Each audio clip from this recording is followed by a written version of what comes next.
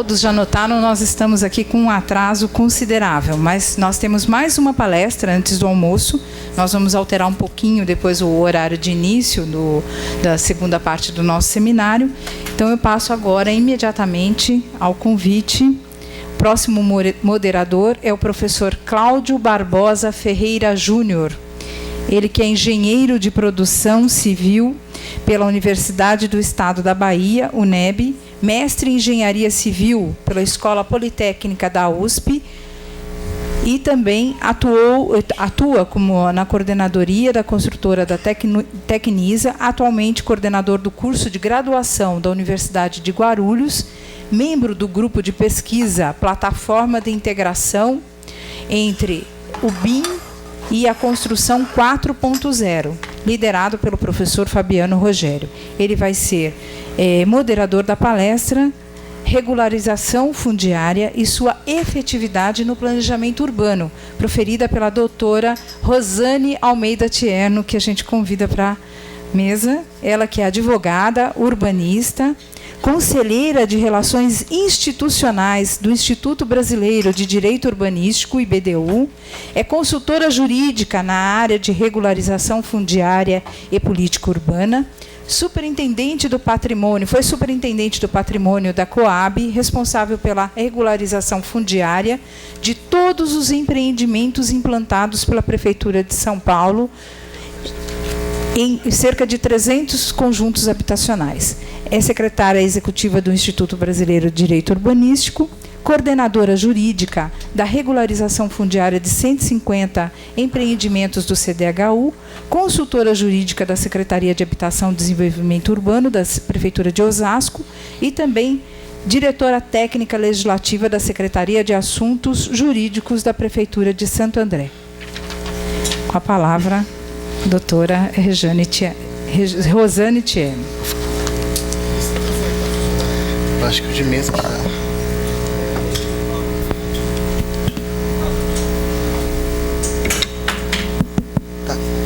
Bom, alô? Dá para ouvir? Bom dia, boa tarde já, né, a todas e todos. Me sinto muito honrada pelo convite feito pela APAESP, né? E, bom, vamos começar sem delongas, porque o tempo hoje... Deixa eu afastar um pouco as cadeiras. Bom, o tema que foi comentado foi seminário, foi a regularização fundiária e sua efetividade do planejamento urbano. Pode passar, por favor. Eu que passo? Ah, sou eu que passo. E eu aponto para onde? Aqui? Só para eu treinar aqui. Bom, antes de começar a palestra em si, eu vou falar, eu acho que é importante a gente entender que existe a premissa da regularização fundiária, ela não surge do nada, né? Por que se faz regularização fundiária urbana, que é o tema da minha palestra? Por que se faz regularização fundiária? Por que existe essa necessidade? Por que surge a regularidade? Em primeiro lugar, porque nós temos um déficit habitacional muito grande, né? Vocês podem perceber que o estado nós temos um déficit hoje de 7,8 milhões de unidades, segundo a Fundação João Pinheiro, um dado de 2015, e o estado de São Paulo ocupa o primeiro lugar com um déficit de 15 milhões, acho que está errado, 15 milhões de unidades. Bom, e aí o número de moradias potenciais vezes vagas de déficit, olha que coisa incrível, né? Em São Paulo, ele praticamente coincide, né? O marronzinho são os domicílios vagos. E o déficit habitacional que a gente tem é esse que é em cor mostarda. Então, o que não acontece em outros estados, mas você pode observar que São Paulo, né, na verdade, a gente tem um déficit habitacional grande, porém, a gente tem muitas unidades imobiliárias que estão vazias e que poderiam ser ocupadas. Bom, quais são as principais tipologias de irregularidade encontradas nos nossos municípios brasileiros? Cidade de 2017, a fonte é a Munique, né? É uma pesquisa que é feita pelo IBGE, né? Nesse momento em que está em risco, né, a existência do nosso censo de 2010, acho que é importante a gente mostrar alguns dados que são fundamentais para a formulação da política urbana, porque senão você corre o risco de ter alguns achismos e não se consiga efetivamente atacar o problema como ele deve ser. Então você pode observar que, olha que interessante como esses dados, que são dados oficiais, nos permitem ter algumas informações importantes, né? Nós temos 5.570 municípios no Brasil, 3.374 deles com loteamentos irregulares e clandestinos. Mais de 50%, é muito grande esse número. Nós temos 724 ocupações de terrenos por prédios ou movimentos de moradia. Com cortiços, casas de cômodo, cabeça de porco, 684 municípios. Com favelas, mocambos, palafitas assemelhados, 697 municípios. Então, o status da regularidade fundiária, ele é gritante no nosso país e permeia praticamente todos os nossos municípios, não obstante a diferença demográfica, né, e socioterritoriais que eles tenham. Bom, municípios com programas ou ações realizados pela Prefeitura no ano 2015 ou 2016. A fonte também é a Munique, né, essa pesquisa municipal, feita pelo IBGE. E a gente observa entre 2015 e 2016 que o grande campeão de política urbana vem sendo mesmo a construção de unidades habitacionais. Nós temos 2.225 municípios, né? Provavelmente alavancado pelo programa Minha Casa Minha Vida. Esse número tende a diminuir agora com a falta de gestão de recursos.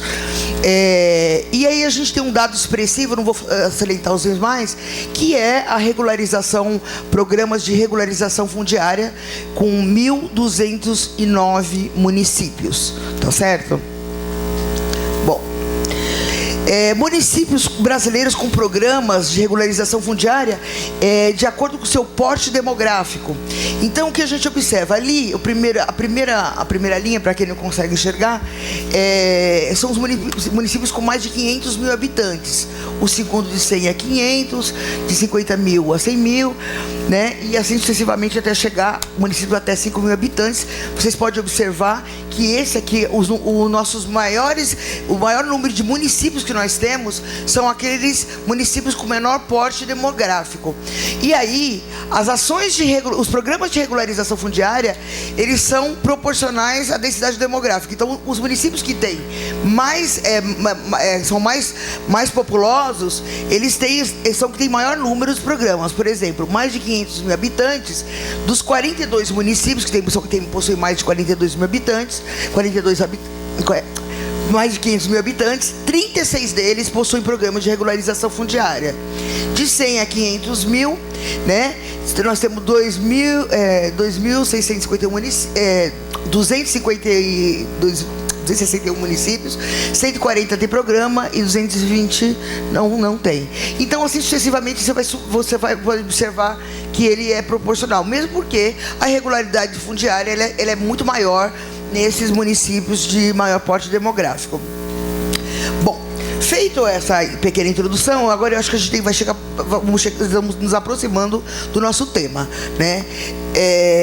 Eu acho que com certeza, o principal marco normativo que nós temos na regularização fundiária e direito à moradia é a Constituição Federal, que privilegiou a cidadania e a dignidade da pessoa humana, né, como o grande fundamento da República Federativa do Brasil, que permeia não só a Constituição Federal, mas deve permear também todas as legislações infraconstitucionais, porque acaba com a inserção desses dois princípios há um fenômeno que se chama repersonalização do direito, e o ser humano volta a ser a razão de todo o ordenamento jurídico. Então foi ele, antes da Constituição Federal, o que nós tínhamos mesmo como política de regularização fundiária era remoção e despejo, né? Então, a partir daí se começou uma reflexão que culminou na criação do Estatuto da Cidade e todos os outros programas e legislações.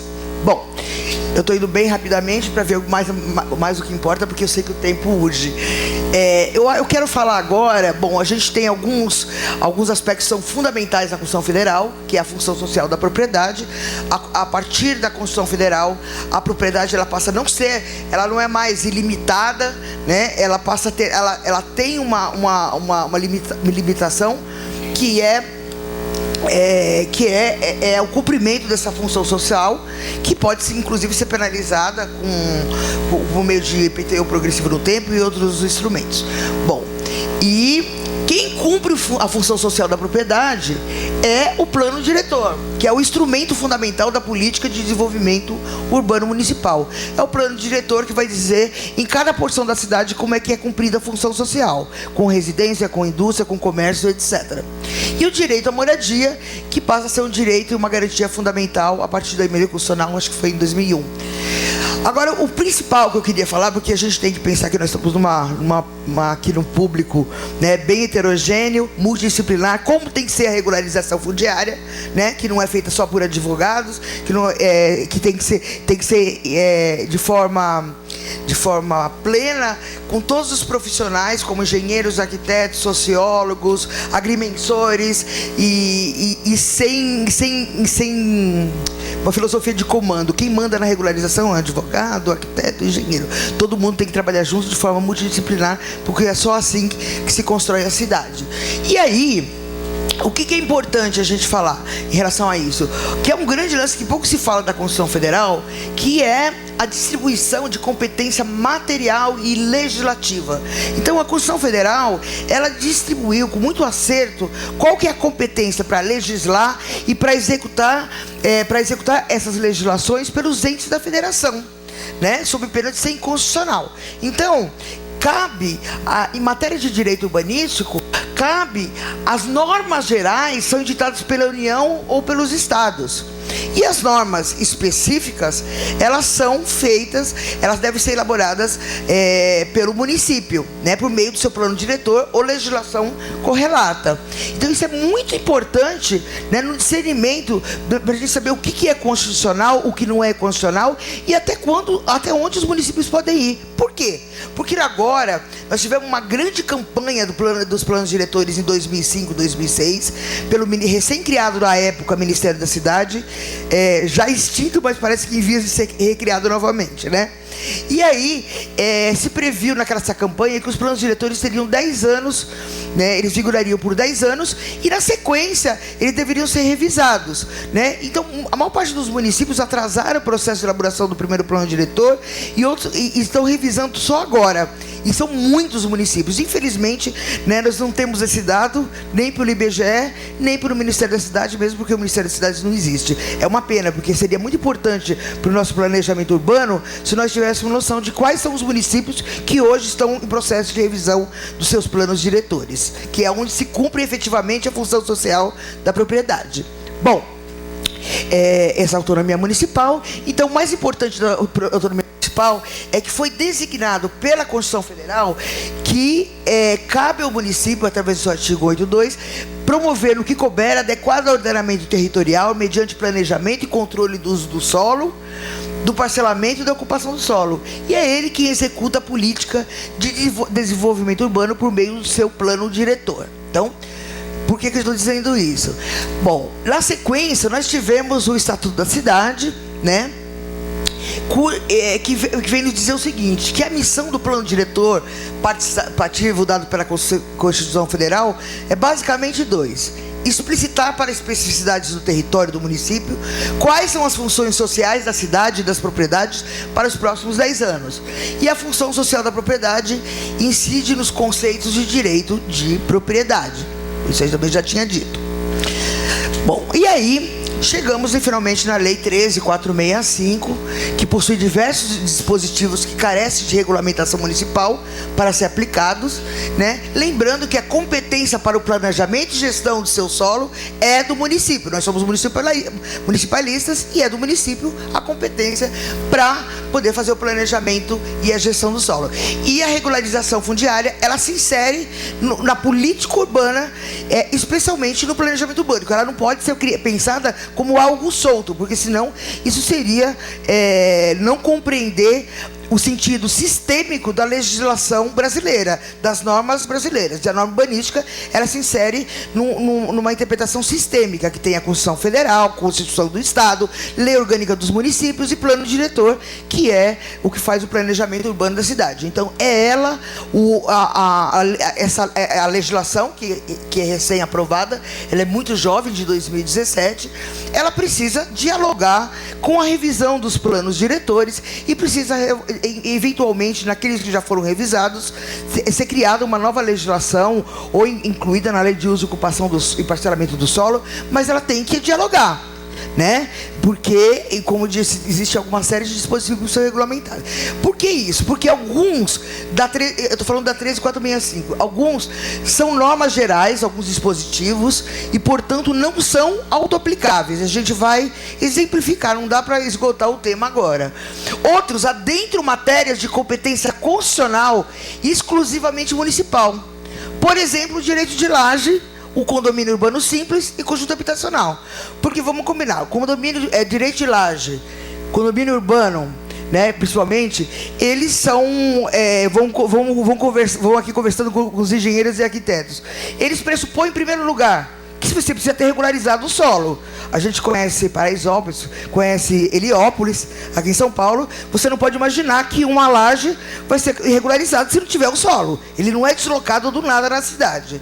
E segundo, ele pressupõe normas edilícias, pressupõe responsabilidade técnica de arquitetos e engenheiros, responsabilidade técnica de uma autoconstrução. Então, esse é um outro tema que a gente tem que pensar. Quem que vai se responsabilizar por uma autoconstrução, né? Senão, sob pena da gente, se não conversar seriamente sobre isso, né, a gente pode ter um exemplo, né, fatídico e muito triste, como que aconteceu há um mês no Rio de Janeiro, onde 2 prédios caíram, que foram objeto de autoconstrução. Segundo, outros adentram matérias de competência, já falei, conjuntos habitacionais também são normas edilícias. Ele pressupõe normas edilícias que você precisa respeitar, e são todos eles, matérias edilícias, de competência do município. Outros dispositivos já informa a Lei 13465 que carece de regulação municipal. Ela, no próprio dispositivo, já diz que vai precisar de lei municipal, como condomínio de lotes e condomínio urbano simples. Então, só por esses 3 motivos, a gente precisa pensar no planejamento municipal, né? Pensando, refletindo nesses aspectos de sua regulação.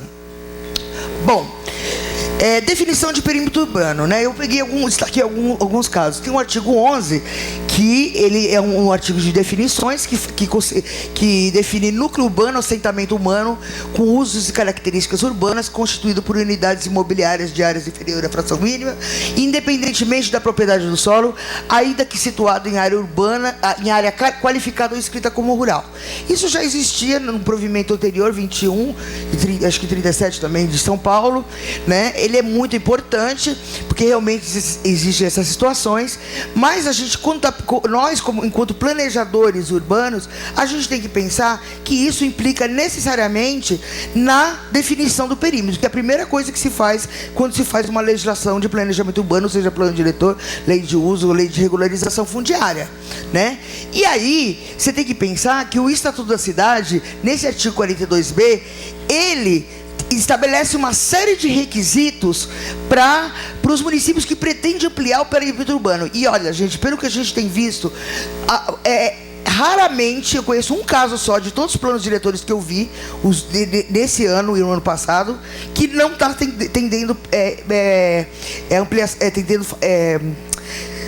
não está dispondo sobre a ampliação de perímetro urbano, que é uma coisa muito grave. Por quê? Porque o Estatuto da Cidade, ele prevê uma série de instrumentos que permitem adensar a mancha urbana, a área urbana. E por que adensar e não espraiar a mancha urbana? Para a gente não repetir o padrão periférico, né, de autoconstrução e de parcelamento do solo, porque isso implica, e aqui vamos falar com os engenheiros especialmente, implica em aumento da malha da infraestrutura urbana, né? Um aumento que quem vai pagar por essa malha? Porque fala assim, não, se for reurbier, o cara que tinha uma fazenda, que é muito comum, ele tinha uma fazenda, ficou pobre, ele foi lá, reparcelou tudo e virou um parcelamentinho no meio urbano. Ok.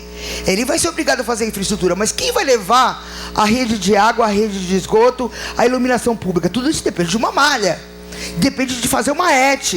Entendeu? Então, e isso é investimento público, né? E nossos municípios estão endividados, como todos sabem. Então, e aí tem uma outra questão, que isso é uma questão que a gente tem que falar, que é algo que permeia o nosso país, desde que ele se tornou rural, desde que se tornou urbano, quer dizer, a partir da década de 70, que é a especulação imobiliária, né?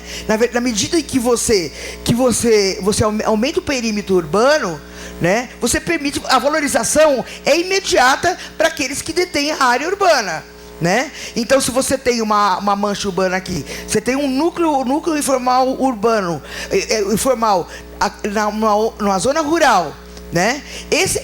Vai ter que passar a infraestrutura por todos os terrenos. Todos eles vão ser beneficiados. E o que fizeram para ser beneficiados? Então, antes dos municípios terem um gasto excessivo com infraestrutura, é fundamental que se pense nos instrumentos de estatuto da cidade, né? Principalmente os requisitos para ampliação do seu perímetro urbano, né? E para que se possa adensar e utilizar de forma mais efetiva a infraestrutura que já exista, né? E aí, bom, aqui fica a dica, artigo 42B do perímetro urbano. Bom, eu trouxe uma jurisprudência muito recente, que eu acho que é importante. A gente fala muito teoricamente, porque a lei é muito nova, é jovenzinha, né? Mas a gente já tem jurisprudência de 2017, da julgamento 11/7/2018, perdão, de segundo grau. Que é uma jurisprudência muito interessante, que ele fala sobre o seguinte: ele acho que foi ação de interdito de construção. A prefeitura, acho que Patrocínio Paulista, entrou com pedido de ela fez entrou com uma ação de interdição de construção com obrigação de fazer, com pedido de tela antecipada, porque estava sendo feito um conjunto habitacional, um condomínio fechado, né? E aí, qual que foi a decisão? Inviabilidade de regularização de loteamento clandestino, vez que situado em área rural e ausentes de autorização do INCRA e da municipalidade autora, inteligência dos artigos 3º e 53, ambos da 6766. Porque não foi resolvida a questão do artigo 53, que é um dos últimos, né, da 6766, que diz que para se transformar de urbano em rural, precisa da autorização do INCRA. Embora eu acho que isso seja inconstitucional, ela não foi retirada do ordenamento jurídico. Então, existe um conflito legislativo e os nossos tribunais estão se defrontando com isso.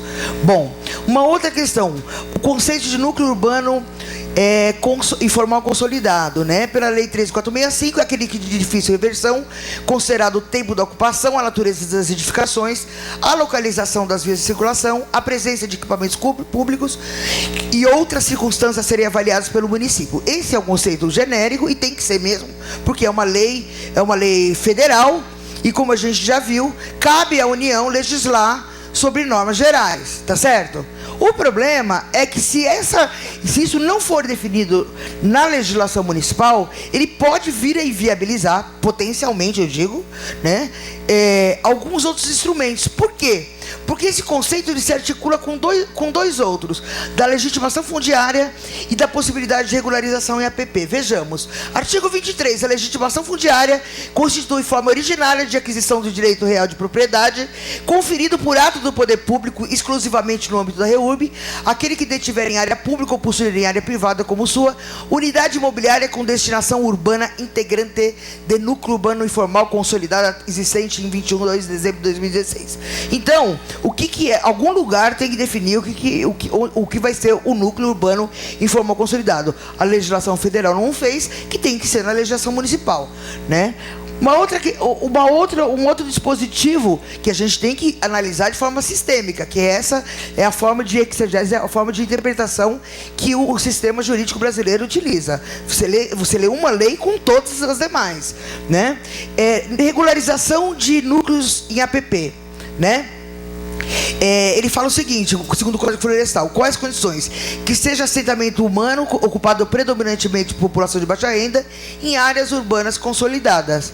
Então, em algum local tem que ter a definição concreta. Uma sugestão é que na legislação urbanística municipal é que se tenha, pelo menos, se tenha catalogado isso por meio dos seus anexos, por meio do mapeamento que geralmente vai no anexo da lei, né? Então, áreas de ZEIS ou áreas de REURB S, REURB E, que o município reconheça seu território e, previamente à aplicação da legislação, ele tenha isso no seu planejamento urbano. Bom, e para que serve a ZEIS, né? É interessante porque a ZEIS, ela quase que ela é extinta, né, nessa revisão, porque ela era uma das condicionantes, era uma das possibilidades de regularização, né?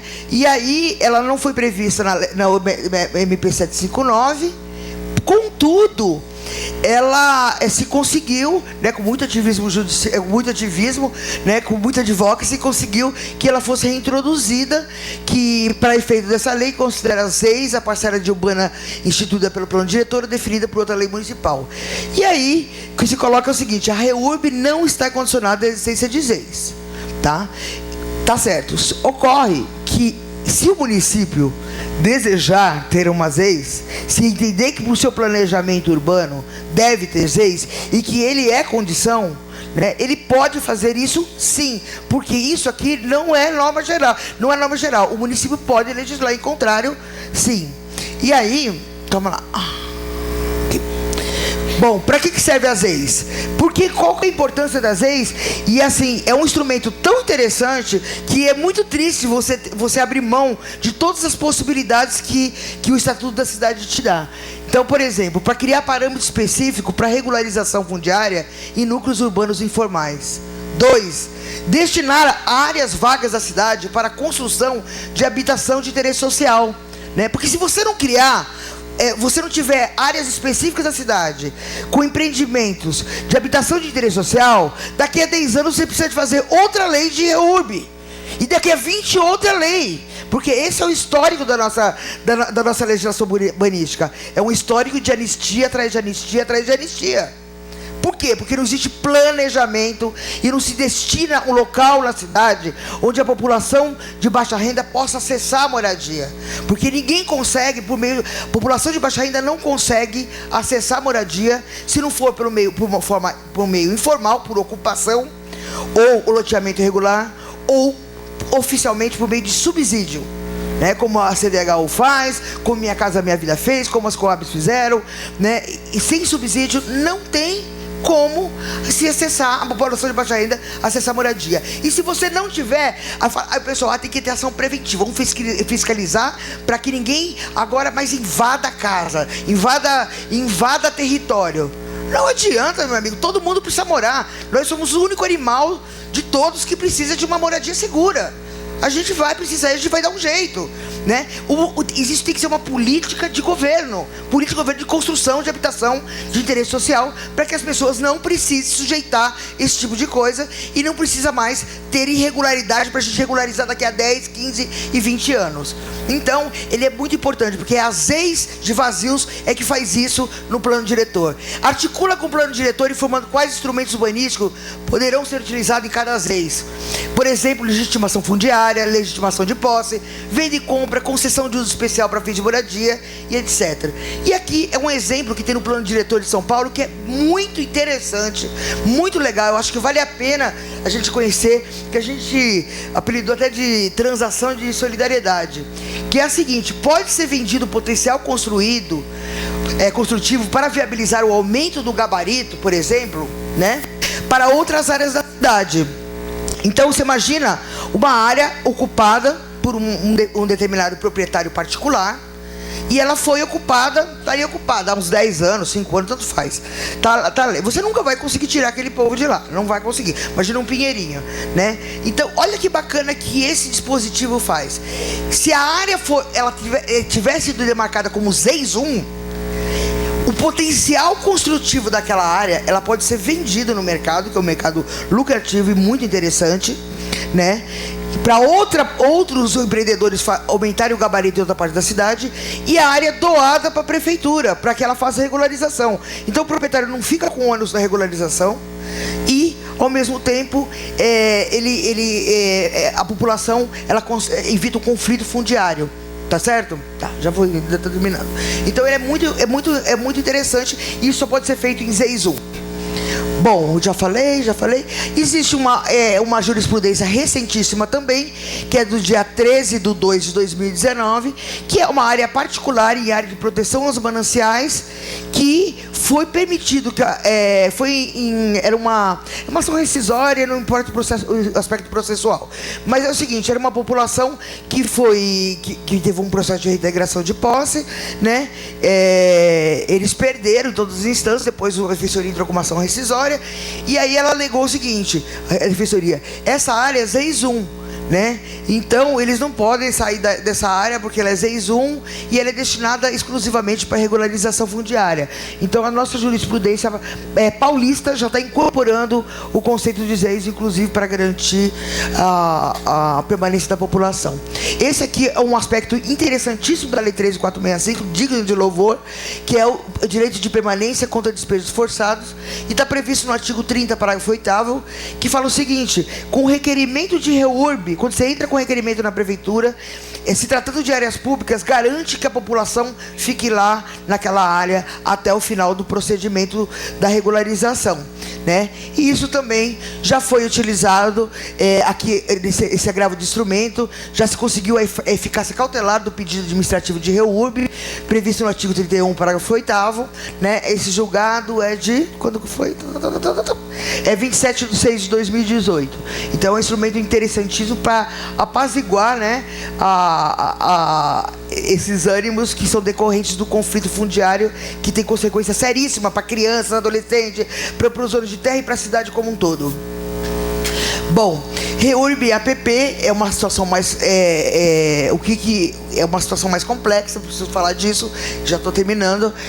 Bom, é o seguinte, o Código Florestal, no artigo 8º, a regra geral é que APP, ao contrário do que o ex-deputado Aldo Rebelo disse, né, sobre ocupação em APP, o nosso sistema jurídico ele é rigoroso mesmo, e com razão. As nossas APPs, a regra geral é que ela deve ser preservada, porque se nós não tivermos rios, nós não vamos ter água, e daqui a pouco vai ter que ser privatizada a água e a gente vai ter que comprar água. Então nós precisamos preservar a nossa APP. Inclusive nós que trabalhamos com regularização fundiária sabemos disso, né? E aí...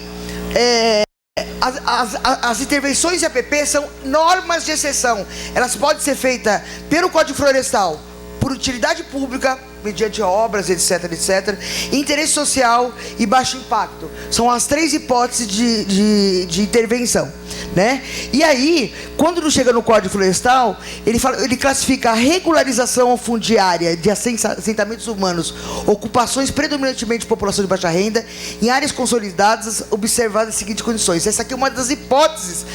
Uma das hipóteses de intervenção de APP são todas elencadas, números cláusulos que a gente fala em direito, né? Então, uma delas é a regularização fundiária, população de baixa renda. Isso é uma das normas de exceção. Então, o que acontece? Quando a Lei 13.465 veio, ela fala que o licenciamento ambiental é feito pelo município, por órgão ambiental capacitado, por meio de estudo técnico e tudo mais, né? E aí introduziu 2 artigos no Código Florestal, que foi o 64 e o 65, né? O 64, ele trata todos os requisitos para intervenção em APP em áreas de interesse social, ok? E o 65, ele introduziu um novo dispositivo que fala de intervenção em APP para regularização fundiária de interesse específico, ou seja, de média alta renda, etc e tal, né? Lembrando que a população de média e alta renda, dentre todas as opções do mercado que existia, ela resolveu morar de forma irregular. É diferente de baixa renda, que não sobrou outro lugar no mercado. E aí, o que nos parece é que a reurb em APP, ela pode se configurar inconstitucional. Por quê? a hipótese de intervenção em APP é exclusivamente para a população de baixa renda, regularização. E como se trata de norma de exceção, pelas regras de interpretação de exegese, norma de exceção, ela tem que ser seguida à risca, tá? Então é uma possibilidade. Mas, por último, eu vou falar de um assunto muito espinhoso, mas que a gente não pode deixar de falar quando se fala em São Paulo, que é REURB em área de proteção, é o último assunto mesmo, a área de proteção dos mananciais, tá? Nós temos nosso manancial que fica na zona sul de São Paulo, tem outros também, ele foi gravado como área de manancial, né, com forte gravame para parcelamento do solo, para prever que nós tivéssemos águas no futuro, etc, etc, em 75 e 76, por meio dessas duas legislações estaduais. O órgão gestor em São Paulo, como todos devem saber, é a CETESB. Bom, em 2000, eu estou encurtando bastante o assunto, tá? Em 2006, em 2009, foi criada uma lei específica da Guarapiranga em 2006 e da Bacia da Billing em 2009, né? E que permitem, que fornece a possibilidade de regularização, desde que seja gravado como área de recuperação ambiental 1, por meio do Programa de Recuperação de Interesse Social, o PRIS, tá certo? Então, são todas legislações estaduais, porque, ou pela Constituição Federal, cabe ao Estado também legislar sobre matéria. Bom, a 13.465, ela veio trazer no artigo 11, no 12, no parágrafo 4º, a possibilidade de regularização fundiária das áreas de proteção aos mananciais pelos municípios. Perfeito. E aí, quais são os nossos desafios agora? Né? Você tem que revisar todo esse marco normativo. Como é que você vai fazer? Né? Você tem a lei específica da Guarapiranga, que é de 2006, e a lei de REURB de 2017. Como que você regulariza os assentamentos implantados nesses marcos legais? Uma vez que eles já estão por essas leis específicas, você só pode regularizar o que foi implantado até a data delas. Por essa aqui, você só pode regularizar o que foi implantado até ela. Então fica um exercício aqui no meio que você não sabe. Como é que você vai regularizar? Né? Qual que é a competência do órgão legislador, licenciador? É a CETESB ou os municípios? A gente sabe hoje em dia que a CETESB não abre mão, né, das legislações específicas, que são as leis estaduais. E não vem respeitando essa legislação, porque uma é uma legislação urbanística e outra legislação ambiental. Então eu não estou dizendo quem está certo e quem está errado. Eu estou dizendo que a gente não pode passar a peneira por esse desafio, porque essas questões precisam ser equacionadas para a regulamentação municipal pelos municípios. Não é só São Paulo que tem manancial. Como é que a gente vai fazer agora? Alguém tem que tomar uma decisão com relação a isso, né? Porque não dá pra gente... São eu não sei quantos milhões de pessoas que moram na Zona Sul, só de São Paulo, tem São Bernardo, tem outros municípios, e a gente precisa tomar uma decisão assertiva em relação a isso.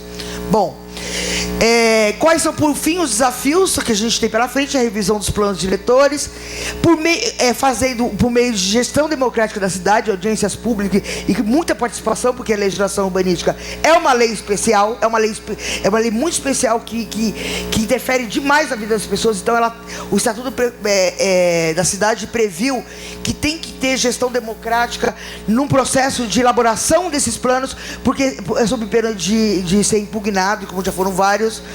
E tem alguns instrumentos para inclusão na revisão dos PDs, que são os planos diretores, que são fundamentais, que hoje em dia não dá para se pensar na revisão dos planos diretores sem a inclusão desses conceitos, princípios, ex com garantia de cumprimento da função social, possibilidades ex diferenciadas em REURB-S, REURB-E, procedimentos como lista única, CRLF, enfim, imóveis abandonados, condomínio fechado e tudo mais.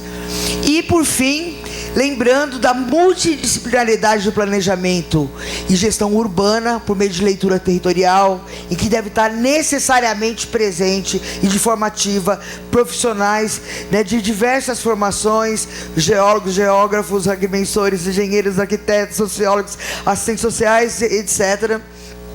Todas as áreas do município... Todas as áreas do município, a zona deve estar representada graficamente. Fundamental, a Lei 13.465 oferece um leque de instrumentos cuja recepção pelos planos diretor deve obedecer à divisão da competência municipal constitucional. né? Lembrando que a 13465 é uma norma geral e as normas específicas estarão sempre na legislação urbanística municipal. Muito obrigada.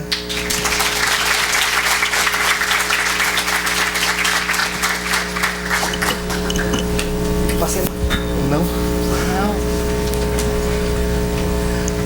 Bom dia a todos.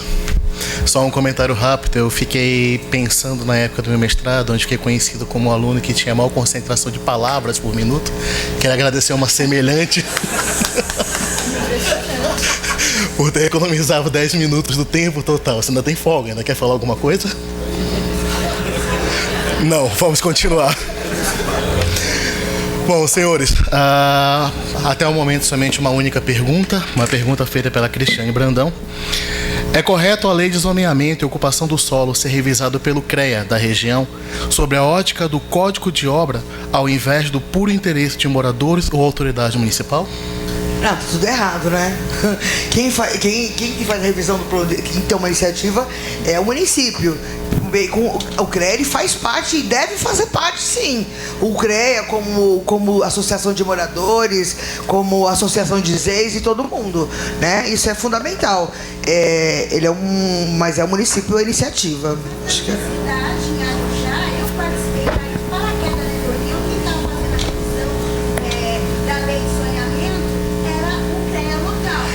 mas deve ter sido contratado. Eu não sei exatamente a especificidade desse contrato, mas pela Constituição Federal, quem faz a revisão é o município. Tá?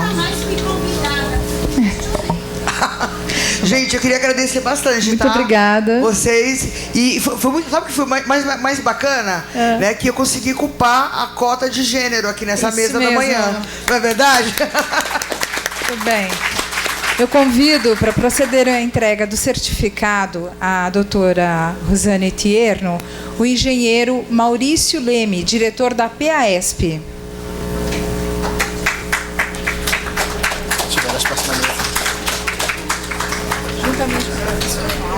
Juntamente com o professor Cláudio.